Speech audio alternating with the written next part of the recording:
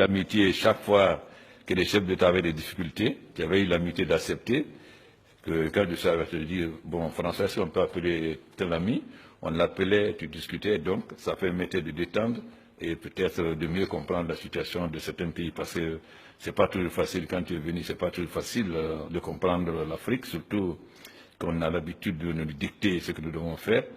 Mais aujourd'hui, nous sommes devenus majeurs.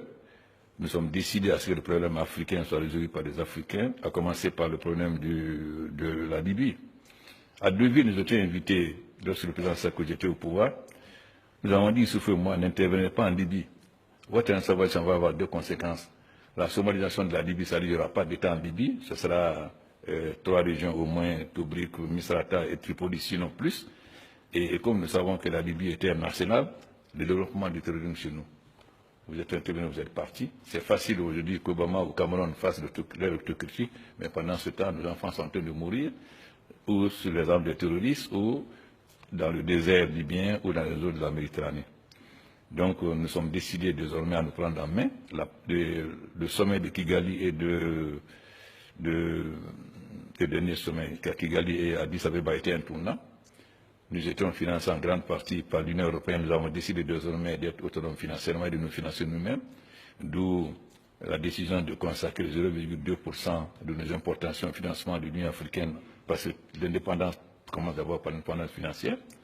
Nous avons fait les réformes de l'Union africaine et nous avons donc décidé aussi de nous prendre en main. Nous avons constaté que les casques bleus sont au Congo-Kinshasa depuis 20 000, depuis des années, que ça ne change rien. Nous avons donc décidé que désormais, nous souhaitons que vous nous apportez votre contribution pour nous équiper matériellement, mais que ce soit des troupes africaines qui se battent désormais. Nous avons salué votre intervention, mais nous ne souhaitons plus que des soldats français aillent mourir en Afrique. Nous préférons que l'Afrique prenne son destin en main, que vous nous aidez à avoir des équipements, mais que ce soit les Africains qui se battent comme nous sommes en train de le faire en Somalie. Donc, tu as montré, et je pense que tu seras le verront, que l'Afrique est devenue majeure. Nous ne voulons plus être jugés à travers les ONG, surtout quand on sait que quelqu'un d'entre vous nous a fait des leçons sur le respect et des libertés de la presse et qui, jeudi, se trouve maire Front National en France.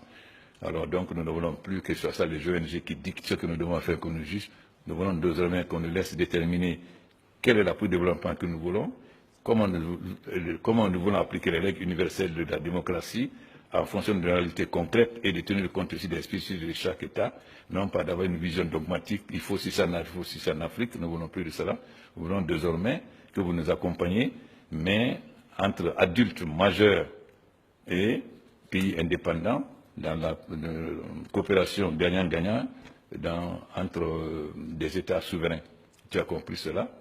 Et nous disons aux Européens que désormais ce sera l'Afrique.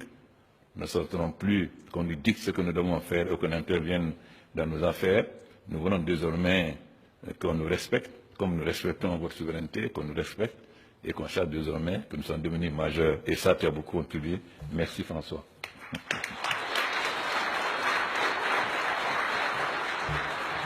Ce dîner d'État a donc permis à ces deux personnalités d'évoquer en profondeur toutes les questions d'intérêt commun entre la Guinée et la France, mais également entre l'Afrique et la France.